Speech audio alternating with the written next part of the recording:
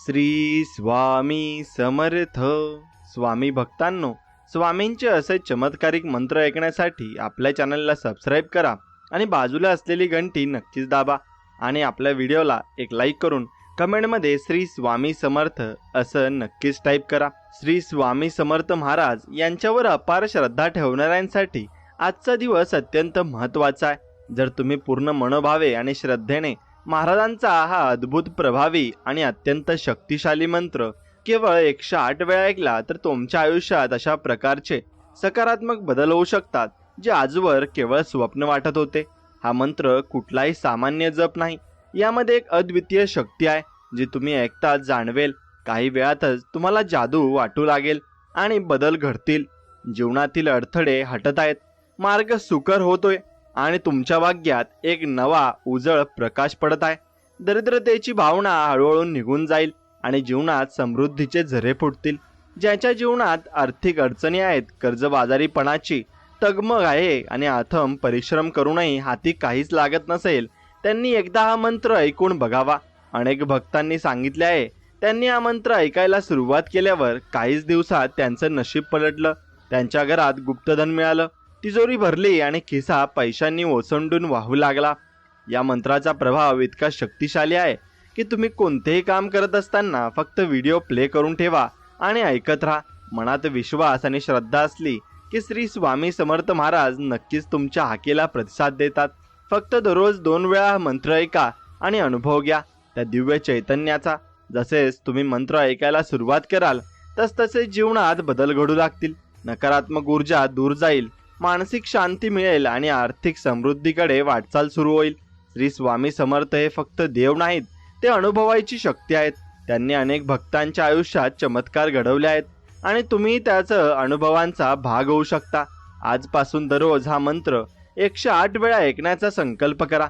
तुम्हाला श्रीमंती, सुख, समाधान आणि शांततेचा एक नवा जीवन प्रवास सुरू झाल्यासारखं वाटेल. आणि वेळ दौडू नका, कारण स्वामी समर्थ महाराज आजही आपल्या भक्तांच्या मागे उभे आहेत आणि श्रद्धेने तुम्ही त्यांना हाक मारा, तुमच्यासाठी ते नक्कीच धावून येतील.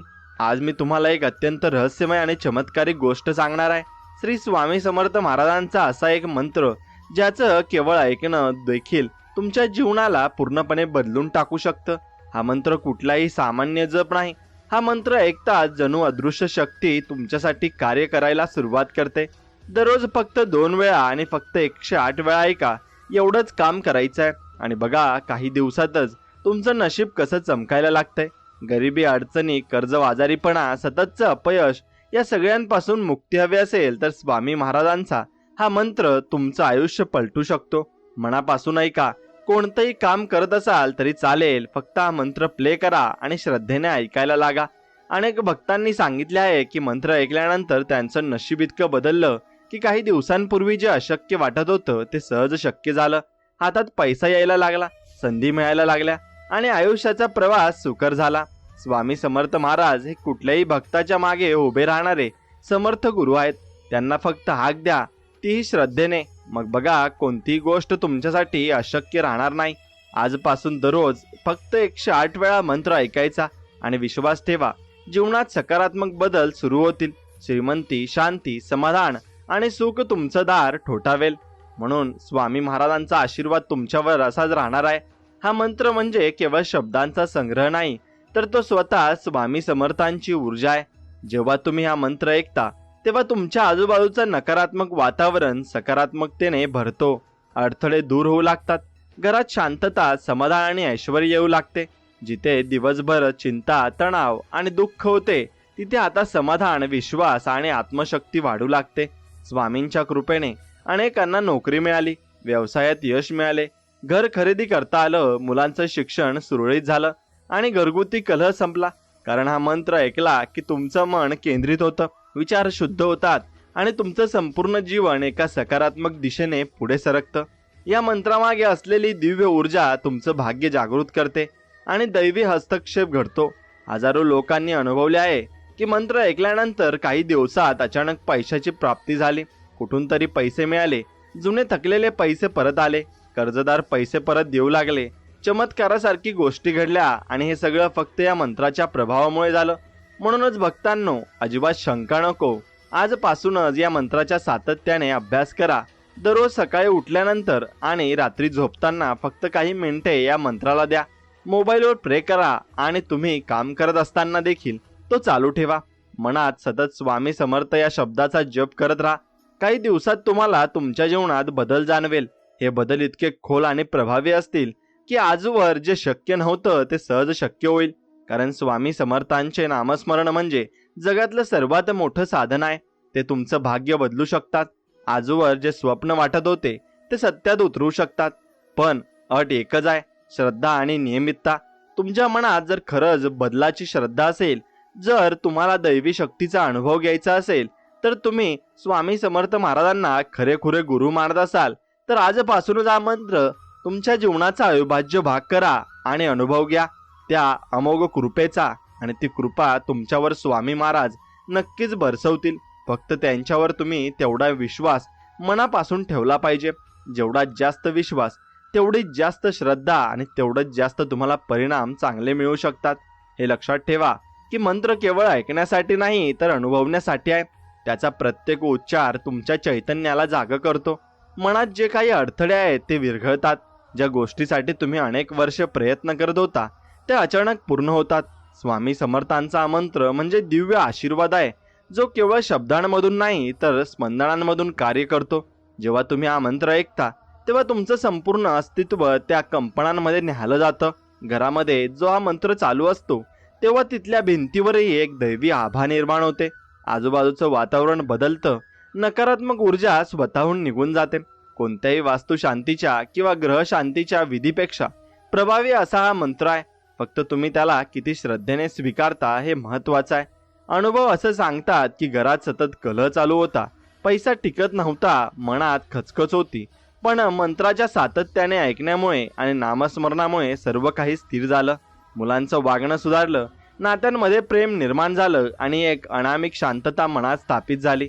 म्हणून हा मंत्र ऐका असं नाही तर त्याला जीवनशैलीचा भाग बनवा. कारण स्वामी समर्थ हे फक्त देव नाहीत तर ते एक अनुभूती आहेत, जे तुम्हाला तुमच्या अडचणींच्या गर्गेन बाहेर काढतात आणि तुमचं जीवन एका नवीन दिशेने नेतात. त्यांच्या कृपेने जे साध्य करता येतं ते केवळ प्रयत्नाने नाही तर श्रद्धेने आणि समर्पणाने मिळतं.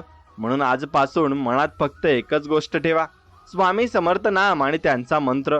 बाकी सगळं ते स्वतः करून घेतील हे मात्र निश्चित आहे. आणि ते तुमच्या पाठीमागे असेच उभे राहतील.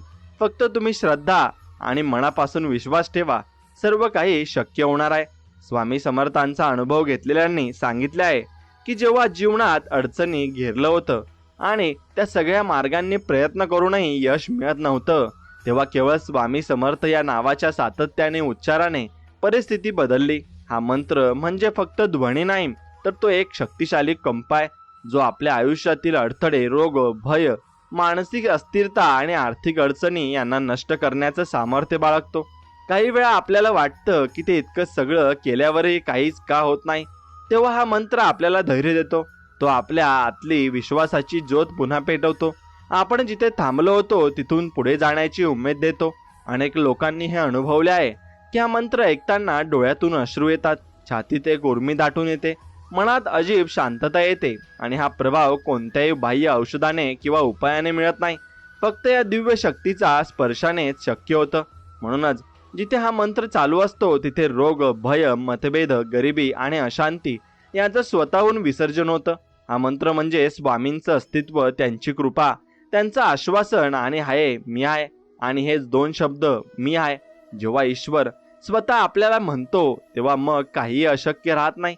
म्हणून या मंत्राला ऐका, त्याला आत्मसात करा आणि तुमच्या जीवनात चमत्कार घडताना अनुभवा.